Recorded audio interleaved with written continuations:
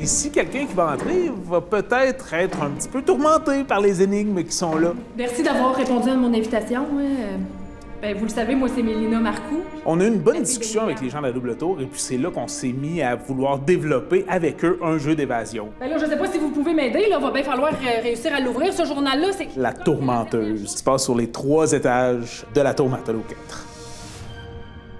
J'habite juste tout près de la Tour Martello, donc c'est vraiment le fun pour moi d'y rentrer parce que c'était quelque chose de vraiment mystérieux. La Tour Martello 4, c'est une tour qui n'a pas été énormément accessible au grand public. C'est une tour qui est un petit peu isolée. Elle est perdue dans Saint-Jean-Baptiste, contrairement aux tours 1 et 2 qui, elles, se trouvent sur les plaines d'Abraham.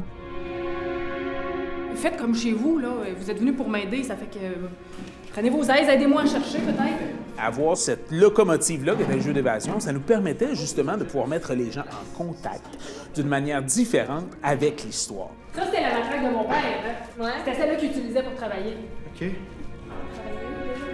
On se trouve à avoir des véritables sources historiques qu'on va utiliser. On se trouve à avoir des véritables personnages historiques. On les met dans le contexte le plus possible. Il y a des objets d'époque qui sont utilisés aussi. Avez-vous regardé les étiquettes comme ça? Le décor prend une importance capitale. Pour ça, on fait affaire avec des scénographes spécialisés. Mais l'immersion va au-delà de ça. Ça prend une conception sonore que le joueur va croire. Ça prend un scénario aussi qui est bien structuré. Ah! Oh! Et que la lumière fut... Ah, non, oui! On a tout ce qu'il faut? Ouais, ben sur les livres, je pense qu'il y avait le nom. La différence avec les autres jeux d'évasion, on a accompli quelque chose, là. C'est pas juste de sortir d'une pièce, c'est de résoudre vraiment une histoire, là. On veut que les joueurs s'amusent, on veut que les gens aient toutes sortes de réactions, on veut qu'ils se sentent partie d'un scénario et vivent le moment présent. On a une lettre, puis on a différentes coordonnées, on croit. Fait que là, c'est juste de regarder la carte puis d'essayer de trouver si on ferait pas des liens avec ce qu'il y a. C'est un peu ça, notre difficulté en ce moment. Joseph a décidé. C'était qui Joseph, non? Joseph? C'est-tu la Violette? La Violette, c'est-tu Joseph? Non. OK, pas pantoute, merci.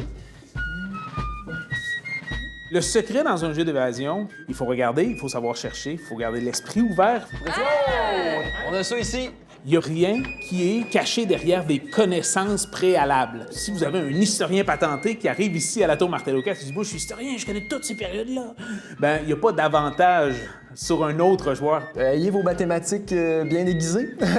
Moi, c'est surtout ça qui m'a eu. Je pense que c'est ce qui manquait. ouais. Oui, on a réussi, on a été capable de résoudre l'énigme, mais c'était rough. C'est pas garanti, là. Venez pas ici en pensant que vous allez réussir, partir avec les lauriers puis vous dire « C'est moi le champion maintenant des jeux d'évasion ». C'est pas un jeu d'évasion léger qui a été fait. Donc c'est un beau défi, mais c'est un défi qui est réalisable. Yeah!